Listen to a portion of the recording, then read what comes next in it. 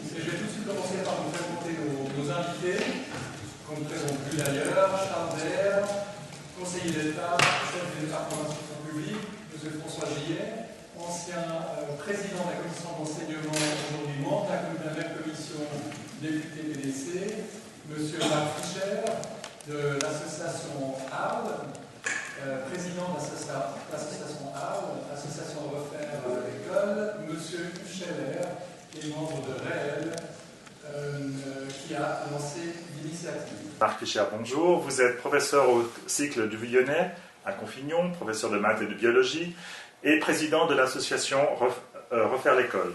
Pourquoi soutenez-vous l'initiative 134 ? Alors écoutez, nous soutenons l'initiative 134 parce que, d'après nous, elle répond à la situation qui est celle du cycle d'orientation aujourd'hui. Elle propose un certain nombre de choses que nous trouvons tout à fait pertinentes. Une classe de transition pour les élèves en grande difficulté qui sortent non promus du primaire, des niveaux de préorientation en 7e et ensuite des sections stables menant à une poursuite du cursus gymnasial ou professionnel et le retour de la note de comportement. Une sélection des élèves dès la 7e année, n'est-ce pas trop tôt ? Alors c'est vrai qu'on va sélectionner tout au long de la 7e année, puisque les regroupements en 7e année sont quand même relativement perméables, et donc les élèves pourront circuler dans ces regroupements. Nous pensons qu'ensuite, en 8e et en 9e, les élèves doivent suivre des cursus relativement stables qui leur permettent d'acquérir des compétences qui répondent à leurs envies, mais également à leurs compétences et à la suite de leur cursus. Alors l'adoption de cette initiative, donc plus sélective et qui rétablit, comme vous l'avez dit, la note de comportement, est-ce que c'est l'assurance d'un meilleur score du canton au concours PISA ? Alors effectivement, nous pensons que les mauvais scores genevois au concours PISA ne sont pas dus, comme on l'entend souvent, à une grande quantité d'élèves allophones ou à d'autres choses. C'est principalement dû à un problème de structure et on espère évidemment que si l'initiative 134 est adoptée, les résultats du canton seront meilleurs. Le 24 septembre 2006, les Genevois ont plébiscité l'initiative de votre association par 76% de oui, donc c'était le retour des notes. Vous attendez-vous à un score équivalent le 17 mai ? Écoutez, ça serait une excellente nouvelle. Ce que je peux vous dire, c'est qu'effectivement le combat est difficile, mais que je pense que la population est réceptive quand elle peut écouter nos arguments qui sont correctement expliqués, qu'on prend le temps, notamment sur les marchés ou via d'autres médias, on arrive, je pense, à convaincre. Et alors, si l'initiative 134 est rejetée le 17 mai, est-ce que vous arrêterez le combat ? Alors écoutez, non, parce qu'il y aura effectivement pour nous un autre combat à l'automne, qui est effectivement le vote sur l'initiative 138, qui prône donc l'hétérogénéité totale au cycle d'orientation. L'ARL est opposé à la 138, donc on combattra l'initiative 138 à l'automne. Merci beaucoup. François Gillet, bonjour.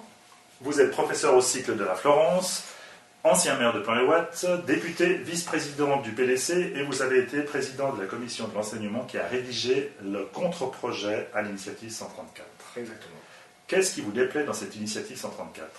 Bon, d'abord, je pense qu'elle trompe son monde sur son titre. Ce n'est pas pour un site qui oriente, mais pour un site qui sélectionne, et qui sélectionne de façon précoce. Et ça, c'est son principal défaut. Au sortir de l'école primaire, tout est quasiment réglé, avec très peu de possibilités de changer d'orientation en cours de route.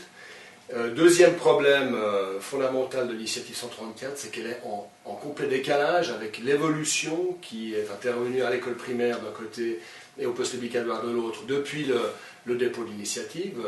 On ne peut pas reprocher aux initiants ce fait-là, mais c'est vrai que cette initiative a été déposée alors que l'initiative sur les notes n'avait pas été votée. Aujourd'hui, l'année de transition que propose l'initiative 134 est complètement inutile puisque le redoublement a été réintroduit à l'école primaire. Donc il y a un décalage complet avec la nouvelle réalité de l'école primaire d'un côté. Et les 7 sections proposées par l'initiative 134 ne correspondent pas non plus à la nouvelle organisation du post-obligatoire. Donc elle est en complet décalage avec l'évolution qui est intervenue au niveau du département depuis le dépôt de l'initiative. Mais alors le contre-projet, qui a été largement voté, je crois, par le Grand Conseil, est-ce qu'il corrige tous ces défauts ? Alors le contre-projet, lui, évidemment, il s'articule parfaitement avec ce qui précède et ce qui suit, que ce soit au niveau des normes d'admission, au niveau du nombre de regroupements, de sections, tout a été fait en parfaite adéquation avec ce qui précède et ce qui suit. Alors surtout, je dirais, les gros atouts du contre-projet, c'est que par rapport à l'initiative 134, c'est qu'il insiste sur le processus d'orientation, qui ne se limite pas, on va dire, à un tri des élèves sur la base des résultats, mais aussi à un processus de choix et de réflexion sur un projet de la part des parents, de la part des élèves. Et ça implique une information scolaire et professionnelle dès la 7e année, et ça c'est une des principales innovations du contre-projet. Il est fondamental de revaloriser les filières professionnelles. Le monde professionnel a changé également, les parcours post-obligatoires ont changé, avec des Matu Pro qui sont possibles maintenant après les CFC. Donc il est fondamental de revaloriser ces filières professionnelles. Et puis alors, la perméabilité du système, ça c'est le gros avantage du contre-projet. Un élève qui en a les capacités, qui fait preuve de motivation, peut être réorienté durant les 3 ans du bon, sur ce plan, c'est ce que disent aussi les 2 autres initiatives. Donc je crois que sur ce plan-là, c'est difficile au fond d'être départagé l'une ou l'autre. Oui, alors je crois sincèrement que c'est pas impossible, hein, contrairement à ce qui a pu être écrit pour l'initiative 134, mais on fait tout clairement pour dissuader ce genre de transfert. Je crois que les initiants n'en ont pas fait mystère. C'est clair que lorsque vous devez passer des examens en fin d'année, lorsque les conditions sont très très restrictives, on fait tout pour éviter ce genre de choses. A l'inverse, nous n'allons pas nous multiplier les transferts à l'usage des passerelles, c'est dans des cas bien particuliers qui seront cadrés également. Et alors, est-ce que l'adoption du contre-projet, c'est l'assurance d'un meilleur score du canton au concours PISA? Alors, je crois que c'est une condition nécessaire mais pas suffisante. La structure est importante, mais ça ne suffit pas pour améliorer, on va dire, la qualité de l'enseignement. Là, il faut clairement travailler sur le contenu des cours, sur les méthodes d'enseignement. Et là, je dirais que nous avons la grande chance au niveau du calendrier que l'entrée en vigueur du nouveau site d'orientation coïncidera avec l'entrée en vigueur de l'harmonisation scolaire romande, le plan d'études roman, et c'est surtout là qu'il y a alors les réponses aux difficultés actuelles au niveau de la qualité. Je crois que nous aurons clairement des standards à respecter, comme tous les autres cantons romands, des évaluations régulières seront faites, et je crois que la structure c'est une chose, mais le contenu à travers le plan d'études roman c'est tout aussi important, et les choses s'articulent parfaitement avec le contre-projet.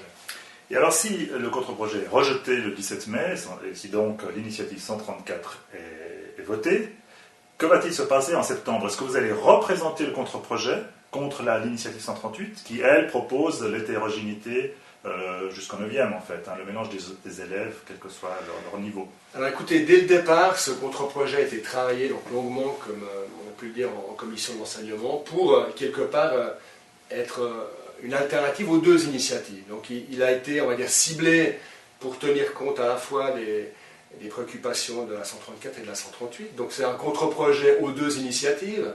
Alors maintenant la question c'est de savoir comment nous le présentons en plénière. Est-ce que c'est un contre-projet direct à la 134, ce qui est le cas, et indirect à la 138, ou est-ce que ça sera un contre-projet direct aux 2 initiatives? Et ça, la commission d'enseignement doit encore en discuter lors de sa séance de demain, et nous verrons ce que le Parlement décide. Mais en tout cas, du point de vue de la commission d'enseignement, il n'y a pas lieu de rédiger un nouveau contre-projet. La question est de savoir quel statut on donne par rapport à la 138 au contre-projet actuel. Merci beaucoup.